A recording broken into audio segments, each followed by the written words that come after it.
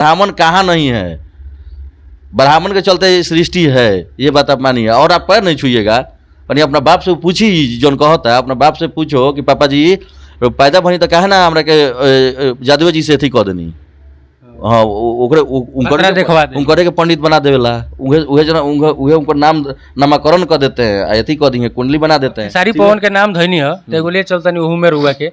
अभी खेसारी जी गाड़ी से उतरले, डिफेंडर गाड़ी से अपना गावे तो पवन पांडे के पैर छू दिले, पैर छू दिले। ऊपर देखो तनी तमाम जितना कृष्ण वंशज अपना आपके बनेला लोग, चाहे जितना जादव जी लोग बा, ये बड़ा ठेकेदार बनल बा लोग, उ लोग आके पवन पांडे के उल्टा सीधा बोलता लोग, ब्राह्मणवाद के बढ़ावा देता रहे खेसारी जी, हेंग होंग ये पर हुआ का कहे।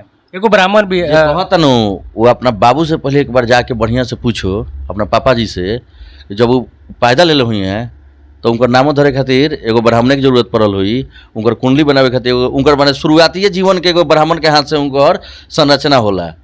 और ब्राह्मण के पैर ना छुए, तार बाप दादा छुएले बा, तू कहे ना छुएब, तू कैसे ना छुएब? आजीवन छुआई, ये हमनी के संस्कार हो, ये हमनी के परंपरा हो कि छुआ तैल बा। यही कुत्ता सियार लोग के बोलला से ना छुआई, गाधा लोग बाजे करता। कृष्ण जी के जहाँ तक बात बा कृष्ण वंशज के, तो ये बताएंगे कृष्ण जी कहाँ उपदेश वहाँ के दिले बानी कि ब्राह्मण के अनादर करे के चाहिए। हर कोई के गुरु एगो ब्राह्मण बा, बिल्कुल बा, हर कोई के गुरु एगो ब्राह्मण, चाहे कोनो भी जाति से होकस, चाहे कहने ब्राह्मण होकस, चाहे एगो चमार होकस, चाहे डोम होकस। अगर कुछ अगर ज्ञान प्राप्त कैले बारे, शस्त्र सीखल होकस चाहे शास्त्र सीखल होकस, एगो ब्राह्मणे गुरु बा।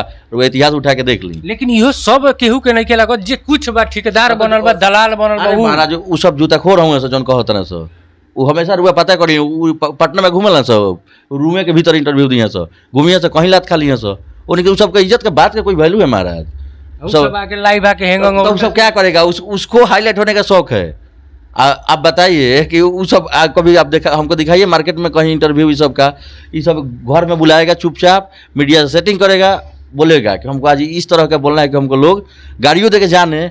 उस सब को महाराज जी बताइए कि ब्राह्मण कहाँ नहीं है, ब्राह्मण के चलते सृष्टि है, ये बात आप मानिए। और आप पैर नहीं छूइएगा, यानी अपना बाप से पूछी जौन कहता है, अपना बाप से पूछो कि पापा जी पैदा भनी तो कहे ना हमरा के जादुए जी से अथी कह देनी।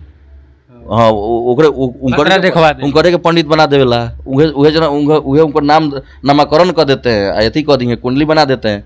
तो ये काहे ओकरी तो ये सब बेवकूफ़ी बा। देखिए ब्राह्मण हमेशा सामान्य रहल बा, आजीवन रही। ओमे ई रौड़ो बात जानता नहीं है, 2-4 जन कुत्ता सियार बाने सो, ये सब आपसी भाईचारा के भड़कावे कोशिश करता लोग, ऐसा कोनो बात नहीं के महाराज।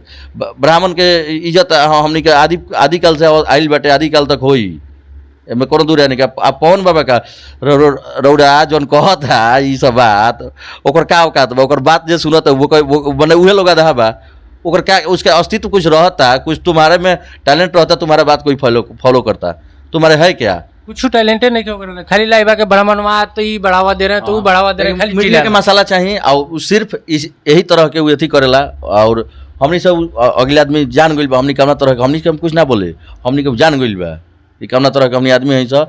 आज जहिया भेंट हुई तो ये बता दें ब्राह्मण का होला ओकरा के। एक दिन सीता जी के बारे में बतैले रही, सीता जी के गड़ियले रहे, हाँ सीता जी के बारे में हम ओकरा के बढ़िया से 2 नंबर गेट पर बतैले रही यही जा।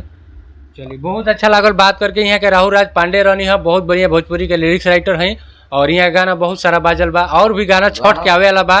भैया गाना के बारे में बताइए जो छठ में आवेला। हाँ गाना अभी 2 महीना हमारे पैर में थोड़ा सा दिक्कत हो गई, 2 महीना हम आउट रही है, अब काम होता और आ गाना ई तरह लोग देखे। हम गाना बजाने के बाद देखिए गाना बजाना तब निमन लगेला जब भाई कुदा सियार सब चुपचाप रहला सब, तब निमन गाना के रिस्पॉन्स मिलेला। अभी वह सब ढोरी चोली के अभी फिर माहौल बनावता ना सही, भगवान मत करो छठी मैया के दिन बा, ऐसा माहौल बनो फिर भाई भोजपुरी तनी ठीक चलता। ये कामना रही कि पब्लिक लोग निमन गीत सुनो, और एकनी के बात पर ध्यान दिला के जरूरी नहीं कि यही समझ जाए कि न्योता हकार लिए छुटा दिए, छोड़वा दिए सही, न्योता ले छूट जाए एकनी के अगर बात मानम तो। बाप दादा से जो चलता होता वो खत्म करा दिए सब परंपरा, बिना औकात के आदमी साला ये सब। चलिए बहुत बहुत धन्यवाद, सब न्यूज़ देखते रहने, जय हिंद।